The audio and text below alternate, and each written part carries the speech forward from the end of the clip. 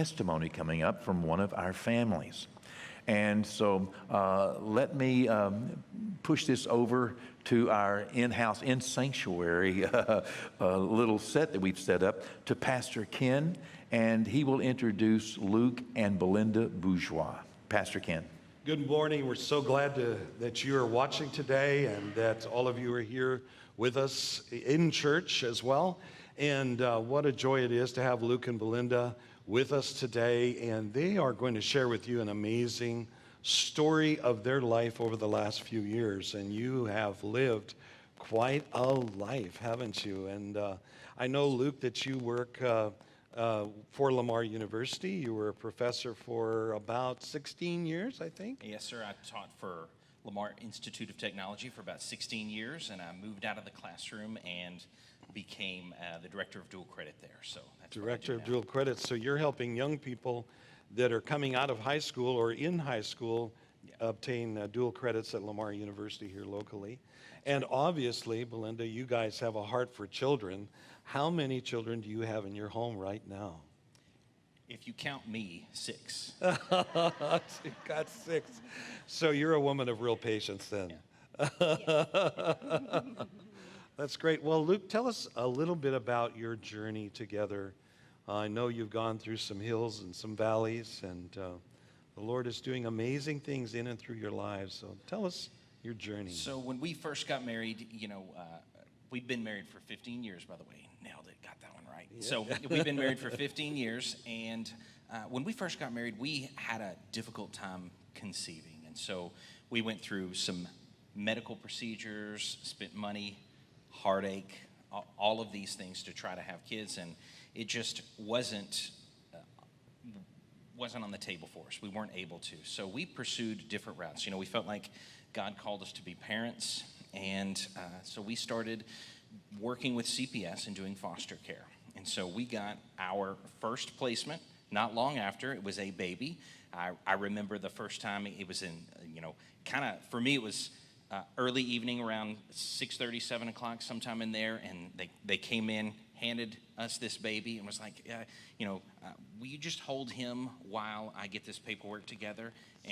And I just was like, wow, I'm a daddy. That's amazing. Well, and for those that are not from our area or from Texas that are watching, what is CPS? It's Child Protective Services. So these are kids, for some reason or another, their parents can't take care of their children. So you became foster parents and got your, and how long ago did you receive your first child? How long ago was that? I don't remember. When was that?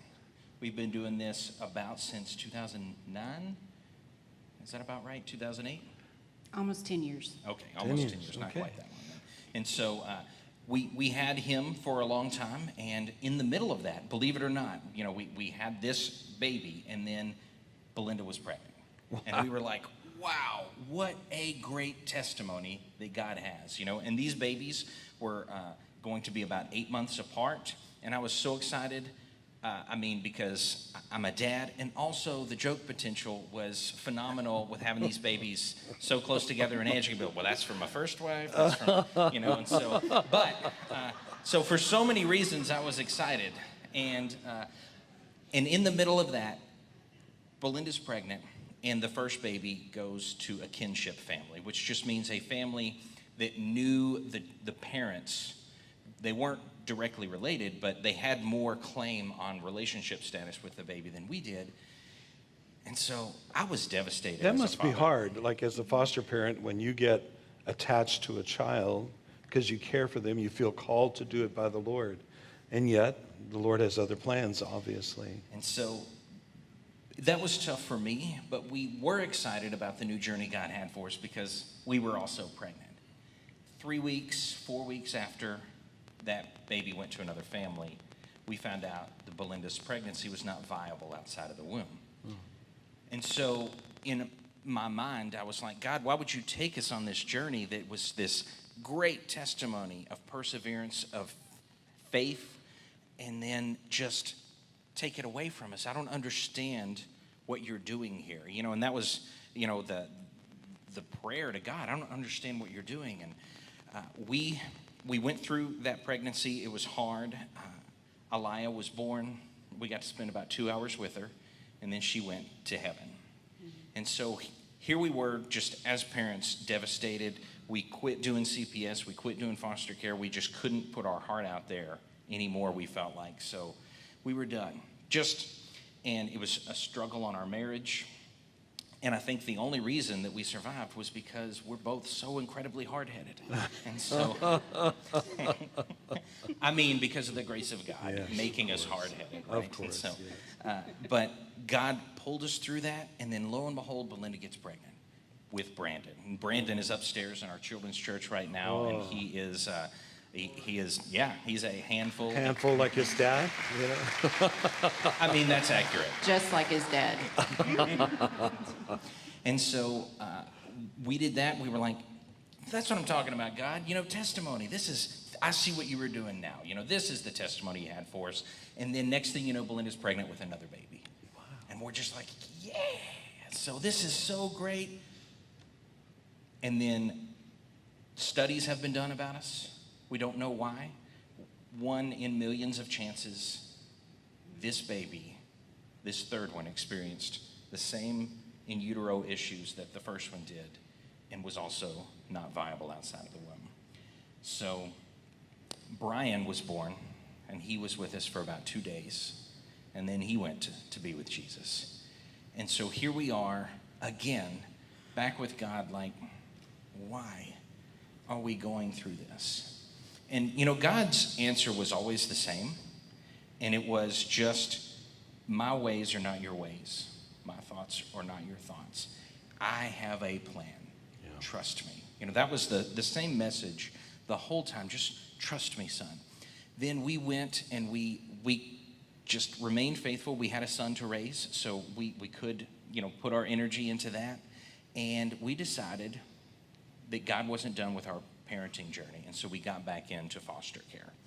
And we've had, several families come through us, but one of the things that was different about this time, and that God really put on Belinda's heart, was what's called bridging, and that is reaching out to the foster, or to the biological parents of the foster kids that we had as much as we can. It's not always possible, and it always doesn't make sense, but it is part of what we tried to do. And so with several of the kids, we were able to not just raise those kids up, but to help the parents. And you're able to adopt, right? Several of them. How many have you adopted? So we've adopted 3. 3. And we will adopt our 4th tomorrow. Tomorrow, yeah. wow. That's exciting. That's exciting. And I think your baby, the one you're adopting tomorrow, is here, right? Yes, she is. That's exciting. She is. And How so exciting. we are, you know, God he put us in a place that, you know, if God would have asked us at the beginning of this journey, hey, I got this great plan for you. You're going to reach into kids' lives. You're going to raise some kids. You are going to be a part of these parents' lives who the world and everybody else in the system has given up on, and be able to pour into their lives. But you've got to go through the greatest heartache of your life to be willing to do it. You in? Wow. And we were like, absolutely not. Wow. That sounds like something for Pastor Ken, you know. Someone more spiritual than I. But God didn't ask us permission. He just put us in that. And that at every stage, if you just engage with God, the testimony gets better and better and better. And the way that we've been looking at it is just, you know, even now, the testimony is going to be better. Yeah. You know, there's a next step. There's a next chapter. You know, I've got one of my foster parents that we've been able to pour into is now preaching the gospel right now in Honduras. Wow. You know, that's exciting. Well, what I'd like you to do, just to close things up here briefly, is to go ahead and look at the camera, and if you could share 1 or 2 little secrets, as you have already, but maybe a way to encapsulate why you're still serving Jesus when you've been through such heartache. What advice would you give to people to embrace their future, even if their future is uncertain or will take them through difficult moments? And go ahead and just... So it doesn't matter where you are, what your story is. God has a plan for you, and he is not done with you. The main thing to remember is that every test will one day be a testimony. And right now, you could be at church by yourself. You could be at home by yourself watching online. And God's got a great plan for you. He has something so great for you that if he was to tell you about it right now, just like with us, you wouldn't believe it.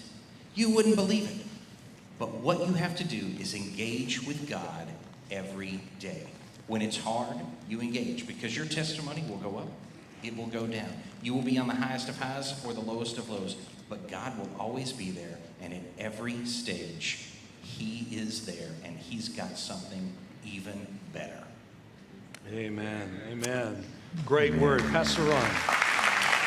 Amen. Amen. You know, there's value in having friends and family in a church home, because the testimony that Luke and Belinda shared this morning is a testimony that our church family walked with them through. You know, each step, each journey, having that support.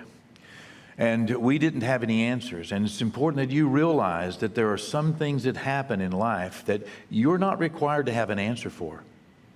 Don't try to make it up. Don't try to fake it. You can pray and you can love, you can care, and you can be there without having to have an answer. Okay? God does not need to be defended, you know, and I cannot explain him and his decisions. But I can love and I can pray and be there. Belinda, we didn't get to hear much from you. Let's get Addie in the picture here. Is Addie around here? Where is Addie at? Oh, here's Addie. Okay. Tina, bring Addie in. This is, let's see, her birthday was like yesterday or day before. Is that right? Friday. And look, she's going to be adopted tomorrow. Looky here, what a sweetie. Tell us a little bit about her, Belinda. She was born 7 weeks early. She was 4 pounds, 2 ounces, and we got a call while she was in the NICU. We bought her home at 2.5 weeks, and she's perfect. Just perfect. We're blessed. Amen. Amen. Amen. Amen. You know, may God bless you and your family, Luke, Belinda, and you know, you are a blessing to so many, and may God's blessing continue on you. Amen. Amen.